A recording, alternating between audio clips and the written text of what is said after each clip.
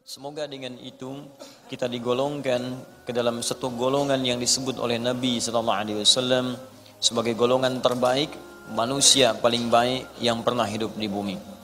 Ini pernah disampaikan dalam salah satu hadis yang diriwayatkan oleh Imam Al-Bukhari. Beliau menerima hadis ini dari seorang bernama Hajjaj, ya, Hajjaj bil Minhaj, menerima dari Syu'bah menerima dari Alqamah ibnu Marthad. Alqamah ibnu Marthad menerima dari Sa'ad bin Ubaidah. Sa'ad bin Ubaidah menerima dari Abu Abdurrahman As-Sulami. Abu Abdurrahman As-Sulami menerima dari sahabat Uthman ibn Affan radhiyallahu ta'ala anhu. Uthman ibn Affan radhiyallahu ta'ala anhu menerima langsung dari Rasulullah sallallahu alaihi wasallam. Ini silsilah sanad dia disampaikan kemudian dari Nabi sallallahu alaihi wasallam, khairukum man ta'allama al-Qur'ana wa 'allama. Yang terbaik di antara kalian adalah orang yang bisa belajar kandungan isi Al-Qur'an kemudian dia mampu mengamalkannya. Jadi kalau ada orang baik di muka bumi ini, maka di antara yang paling baik itu adalah orang yang mau belajar Al-Qur'an. Ini mengandung banyak pengertian. Pengertian yang pertama, jika kita belajar Al-Quran dengan benar itu, maka yang didapatkan pertama kali dari Al-Quran itu nilai-nilai kebaikan. Jadi kalau Anda belajar Al-Quran, apalagi datang ke tempat ini setiap pekan, ada yang naik pesawat, naik kereta, naik bis, ya, naik sepeda, naik sendal, ya, dan seterusnya sampai tiba di sini. Nah, untuk belajar Al-Quran, tapi pelajaran itu tidak merubah dia menjadi lebih baik. Berarti ada yang salah dengan cara dia belajar. Ada yang keliru dengan cara dia menangkap pengetahuan. Sebab seorang yang belajar Al-Quran itu ciri pertamanya kata Nabi, langsung Nabi yang sebutkan. Ciri pertamanya, Al-Quran yang ia pelajari akan merubah kepribadiannya, memiliki sifat dan sikap yang baik dalam kehidupan. Jadi kalau antum sudah mengaji di sini, Allah, sudah mengaji di sini, pulang dari sini, itu ada perubahan kebaikan. Mata melihat yang baik-baik. Jadi yang tak baik itu sudah nggak bisa dilihat lagi. Karena yang kita kaji itu Al-Quran. Kalau antum mendengar, senang yang baik-baik, yang tak baik itu sudah nggak senang lagi. Kalau antum berjalan, senang berjalan pada yang baik, yang tak baik itu sudah nggak enak lagi kemudian dipijak dan dituju. Kenapa? Karena yang kita pelajari Al-Quran. Kalau bukan Al-Quran, mungkin agak berbeda. Tapi kalau Al-Quran, ukurannya hadis langsung, bahkan nanti firman Allah Subhanahu Wa Taala di dalam Al-Quran surah ke-35 Fatir, di ayat ke-32, ya paling kiri sebelah atas di mushaf. Allah membagi nanti pelajar Quran itu pada 3 bagian. Ada pelajar yang tidak sukses, ada pelajar menuju sukses, ada pelajar yang sukses. Ya, thumma awrathna al-kitaba alladhina istafaina min ibadina. Kemudian kami wariskan isi Al-Quran itu, kandungannya itu kepada hamba-hamba terpilih di antara sekian hamba kami. Masya Allah, jadi kalau antum datang ke sini belajar Al-Quran, antum tuh bukan sekedar datang, Anda dipilih oleh Allah. Betapa banyak orang hidup sekarang di muka bumi. Kenapa Anda yang terpilih ke sini? Kenapa Anda yang datang? Kenapa Anda mau belajar? Investasi waktu, tenaga, ya, juga biaya dan sebagainya. Mau berangkat. Kalau bukan Allah yang gerakan, siapa yang bisa meringankan langkah kita untuk berada di sini? Jadi kalau Allah sudah pilih, Anda kemudian harus yakin dengan pilihan itu. Saya memilih Anda mengerjakan sesuatu, Anda tidak kerjakan dengan baik, bukankah saya kecewa? Allah memilih Anda untuk berubah jadi baik, Andanya nggak jadi baik. Bagaimana kemudian Allah menyikapi itu semua? Jadi kalau Allah sudah pilih Anda untuk berubah menjadi baik, Anda sendiri tidak memilih baik, berarti bukan Allahnya yang salah. Anda sendiri yang menghambat diri sendiri untuk berubah menjadi baik. Maka bertakwalah kepada Allah, senangi diri kita, berbahagialah. Karena ketika Anda sudah mulai berada di majlis ilmu dengan ustaz manapun, maka itu tanda pertama Allah menginginkan kita berubah menjadi orang baik. Itu ada di dalam hadis Al-Bukhari dari sekitar 97 pembahasan, 97 kitab di hadis Al-Bukhari. Di kitab ketiga namanya Kitabul Ilmi. Kitab pertama Kitab Bad'ul Wahyi, yang kedua Kitabul Iman, yang ketiga Kitabul Ilmi, nomor hadis 71. Ya paling kiri sebelah atas di kitabnya jilid yang pertama. Nabi langsung menyampaikan riwayat sahabat Abu Hurairah radhiyallahu taala anhu. Diriwayatkan juga hadis ini dari Muawiyah bin Abi Sufyan radhiyallahu taala anhu. Ya an Rasulullah sallallahu alaihi wasallam qaal, apa yang Allah sampaikan melalui lisan Rasulnya. Lihat kalimat Nabinya. Man yuridillahu bihi khaira yufaqqihhu fid din.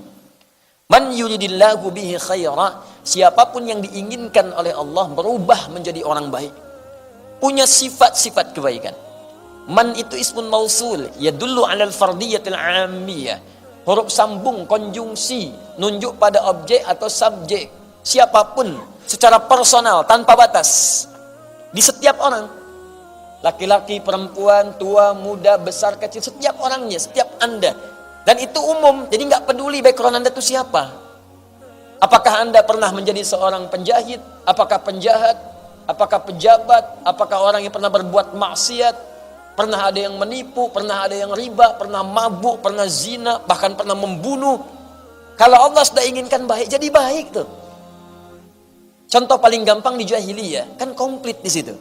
Penipu ada, pembunuh lengkap, pembegal ada semua. Jadi kalau ada yang sekarang penipu, pembunuh, pembegal, telat sebetulnya, karena sudah keduluan. Cuman yang paling aneh, mereka itu taubat dan membawa pesan taubat dalam kehidupan. Jadi kalau orang modern sekarang nggak taubat, keterlaluan. Orang yang disebut jahiliyah mau taubat berubah jadi baik, duduk di majlis Nabi diinginkan baik. Kita mewarisi ta'lim Nabi, kenapa tidak merubah kita menjadi lebih baik? Kalimat Allahnya indah. Kalau bahasa kita begini, saya tidak peduli seburuk apapun engkau dalam pandangan manusia, sejahat apapun keburukan yang pernah engkau lakukan, kata Allah, ketika Anda diinginkan oleh Allah menjadi baik, maka Anda akan jadi baik. Apa ciri pertamanya? Yufaqihu fiddin. Maka dia akan dibimbing, dilembutkan hatinya, diringankan langkahnya untuk mau datang ke majlis ilmu, memahami tuntunan dari syariat ad-din sampai paham, bukan sekadar duduk. Karena kalimatnya fiqh itu paham, mengerti. Jadi memang ini fokus, berniat benar untuk belajar, bukan sekadar duduk ngamat kiri kanan, begitu berlangsung ambil sendal orang misalnya. Di betul-betul fokus ingin belajar, dia siapkan dirinya. Itu kata Nabi, itu orang yang pertama kali disebut langsung oleh lisan Nabi, ini orang diinginkan baik menurut Allah. Saya sering katakan, kalau orang Bekasi bilang Anda baik, jangan dulu senang, karena orang Makassar belum tentu kenal Anda. Se-Jawa menyebut Anda baik, Sumatera belum tentu lihat Anda. Se-Asia menyebut Anda baik, orang Afrika pun mimpi nggak pernah lihat Anda. Tapi kalau Allah katakan Anda orang baik, maka semuka langit dan bumi mengatakan Anda yang terbaik. Dan Anda pulang dengan status yang terbaik di hadapan Allah Subhanahu wa ta'ala. Nah, hanya nanti orang yang belajar Al-Quran ini terbagi 3 bagian. Kata Allah, saya sudah berikan warisan, cuman warisannya nggak dipakai. Sama seperti begini, ada orang nerima warisan sekarang, banyak dapatkan, 1 miliar tiap orang. Apakah kemudian 3 orang yang mendapatkan, misal 3 orang dapatkan warisan setiap orang 1 miliar, apakah setiap orang akan menggunakan uang itu dengan cara yang sama? Kadang bisa berbeda. Ada yang bangun madrasah dari uang itu, ada yang bangun masjid, ada yang berderma, dan tidak sedikit yang digunakan untuk bermaksiat dan berfoya-foya saja. Ada yang mendapat warisan langsung dari Allah berisi kitabullah Al-Quran. Bahkan dia bisa datang ke majlis ini untuk belajar Al-Quran. Cuma sayang nanti ada 3 golongan terbagi dari orang itu. 1, wa minhum zalimun li nafsi. Ada orang yang zalim pada dirinya. Sudah Allah inginkan baik, dia mempertahankan keburukannya. Bahkan dia gunakan ayat-ayat Quran itu untuk berbuat maksiat. Ini golongan pertama, hati-hati. Hati-hati ya. Bahkan nanti di majlis ilmu itu ada yang mengutip ayat-ayat Allah, bahkan untuk bertentangan dengan hukum-hukum Allah. Semua agama adalah sama, menuju Tuhan yang sama. Cuman caranya beda-beda. Dipotonglah kemudian ayat-ayat Quran. Quran surat sekian, ayat sekian. Tidak dilengkapi, dipotong sebagiannya jadikan dalil. Hati-hati, ada yang begitu. Awas, karena Al-Quran sudah menyebutkan 15 abad yang lalu. Quran surah kedua Al-Baqarah ayat 204 ya, sampai dengan 206, paling kiri sebelah atas di mushaf. Wa minan nasi may yu'jibuka qawluhu fil hayatid dunya wa yushhidullaha ala ma fi qalbi wa huwa aladdul khisam. Di antara sebagian manusia, ada di antara mereka orang-orang yang kalau bicara itu kata-katanya begitu menarik.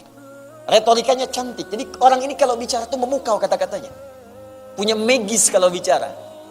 Menarik sekali, bagus rangkaian katanya. Kadang-kadang memotong ayat-ayat Al-Quran dan mengambil nama Allah. Tapi dia tempatkan di tempat yang tidak benar. Wa huwa aladdul khisam. Ini musuh paling bahaya. Paling bahaya.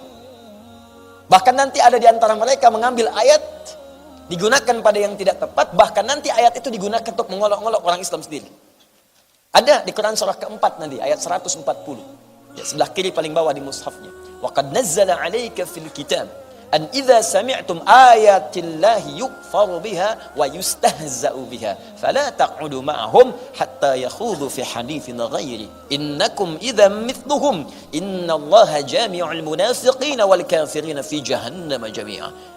Kata Allah, telah tetap ketentuan dalam Al-Quran, Al-Kitab, jika Anda mendapati orang-orang sengaja mengolok-olok menggunakan ayat Al-Quran atau memutarbalikkan isi kandungan Al-Quran.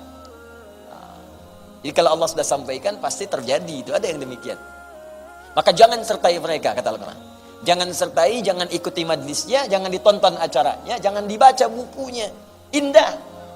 Dan Al-Quran tidak mengatakan cela mereka, tidak. Saking indahnya bahasa Al-Quran, gak usah dicela. Mencela sesuatu yang sudah tercela itu, buang-buang energi. Itu perbuatan sudah dicela. Ngapain mencela yang sudah tercela?